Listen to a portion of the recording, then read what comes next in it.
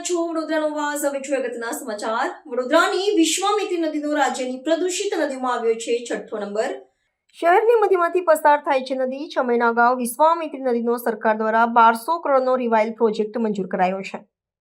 નદીને ઊંડી કરવા, પ્રદૂષણ મુક્ત કરવા અને સુશોભિત કરવા પાછળ કરાયો ખર્ચ. નદીમાં હજુ પણ આવી રહ્યું છે દૂષિત પાણી. વિશ્વામિત્રી બચાવો સમિતિના અગ્રણીએ તંત્ર પર કર્યા ગંભીર આક્ષેપ.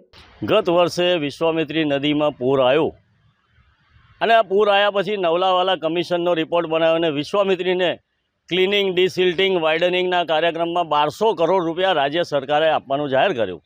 આ 1200 કરોડમાંથી જે કંઈ અંશે કામગીરી થઈ ગઈ, પણ કામગીરીમાં પૈસા ચૂકવાઈ ગયા પછી પણ વિશ્વામિત્રી આજે મોસ્ટ પોલ્યુટેડમાં 6થા ક્રમાંકે આવી. ગુજરાતમાં 6થા ક્રમાંકે પ્રદૂષિત પાણી ધરાવતી વિશ્વામિત્રી નદીમાં ઝેરી પાણી પણ છે અને ગંદા ગેસ, ગટરના પાણીના ગેસ ઉડે છે, એ પણ ગંદકી લોકોને સહન કરવી પડે છે.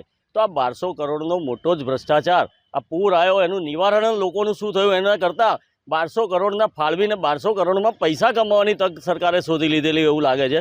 આજે પણ આ નદી આપણે ઊભા છે તો બિલકુલ ગંદી, ગોબરી, ગટરના પાણીના ધોધ પડતી અને મોસ્ટ પોલ્યુટેડ ને ઝેરી પાણી ધરાવતી હોય એવી દેખાઈ આવે છે.